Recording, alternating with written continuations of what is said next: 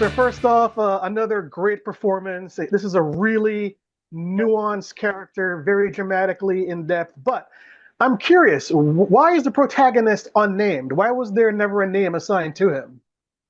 Maybe he didn't deserve a name. The movie was originally called Thug. It was changed. I'm not entirely sure of the reasons why, uh, but and apparently in the credits, I haven't seen the credits, the final credits yet, but I'm there. My name is Thug, so Yes. kind of happy with that. Um, he's not a Philip or a Jamie or a Patrick. He's Thug. Yeah, I think he's always been known as that. Oh, yeah, man, he's a thug. What's his name? Doesn't matter. He's a thug. There's something pitiful about it. And he tries to get an identity of some sort, I think, towards the latter part of the film, tries to get some kind of redemption. But it was a joy to play. It was great to shoot this in Boston. You know, the character, I'll say again, it's such a meaty character, because, the boxing, the mustache, the chops, the red Chevelle that he drives around, I can picture, these neighborhood hoods and these neighborhood toughs looking like this back in the day. Was that all in Tony Gayton's script, or was that something that you and Hans kind of worked on for the character? It was in Tony's script, and Hans and I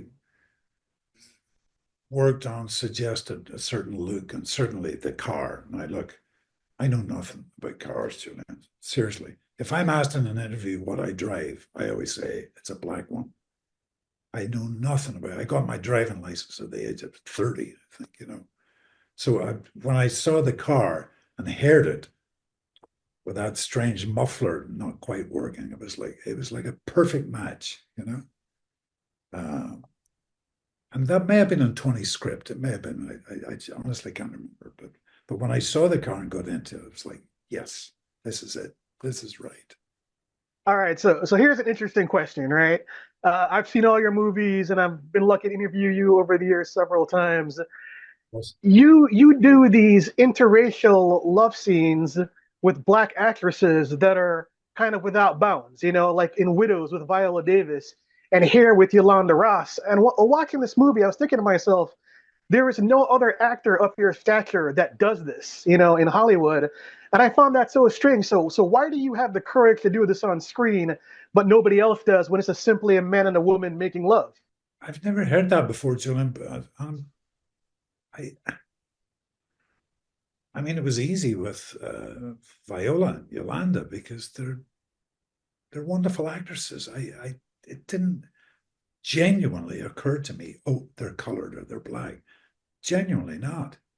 Uh, and I'm surprised to hear what you've said. That there's not many actors of a certain caliber doing scenes like this. It just didn't. Yolanda, I've known off and on for over 20 years. This is the first time we've worked together. So it was like, it was, I hear what you're saying, and it's going to give me cause for thought, but it wasn't an issue with me at all. Well, I congratulate you because, as a film critic that covers 200 films a year, it's something that we rarely ever see in modern times. So I like the fact that you present that in the film. All right, so going back to your other supporting characters, I love Frankie Shaw. I love, Ron Perlman. They have a huge fan base. So you talk about working with them specifically, Frankie as your daughter, and Ron as the gangster boss. Well, Frankie, I saw on that show, Smilf, several years ago, and she just knocked me out, her and Rosie O'Donnell. The fact that Frankie directed some, wrote some, if not all of them, she just blew me away, really. And I kind of fancied her too, actually, and I told her that. And so, when you work with actors of that caliber, and Ron Perlman's the same. Just there's such an ease and professionalism with them, and a absolute truth when you're acting with them that it's like a gift to you. Do you know what I mean? And Ron and I had a few laughs, and then when the camera turned, it's just that similar energy and just beautiful, truthful acting. Frankie was the same, Yolanda was the same. Um, and it's a real gift. You don't have to, for me, I didn't have to struggle to find an emotion in a scene because these extraordinary actors are giving it to you. All right, so let's talk about you reteaming with Hans Peter Mullen after Cold Pursuit. And so I saw Absolution completely cold. I walked into it cold. I didn't see even a one sheet, so it was a complete surprise to me. And I was really surprised by the dramatic depth of the characters, the CTE, the familial problems. And so talk about working with Hans on something that's more dramatic and not just like, a hardcore action film with these big action set pieces.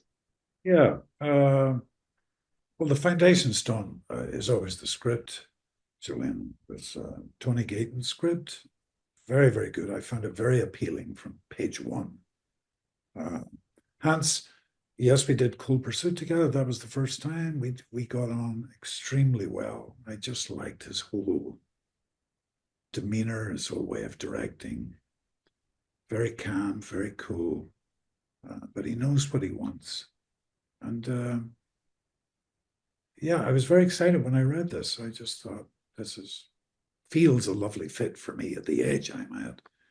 We shot it 2 years ago when I was 70, 72 now. So it just seemed a good fit. And I had the benefit of meeting some guys over certainly the past 30 years with chronic traumatic encephalopathy, in the early stages. A couple of ice hockey players, a couple of ex professional boxers too. I find them just very, very interesting to talk to and just engage in. And um, one of them I got to know reasonably well, an ex-boxer. But at the time, I didn't know what this thing was, other than he was a bit punchy.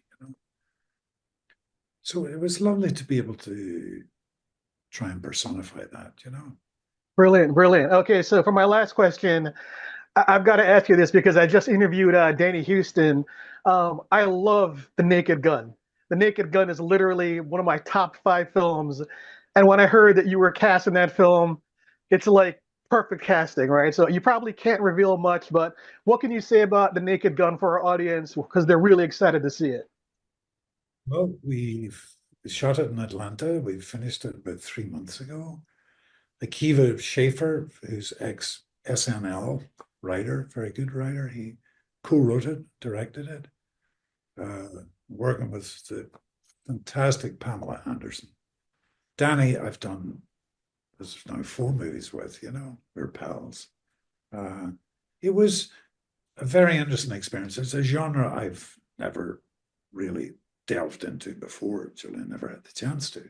I'd done a couple of little funny sketches for Ricky Gervais, Stephen Colbert, but this is a lead in hopefully a comedic film.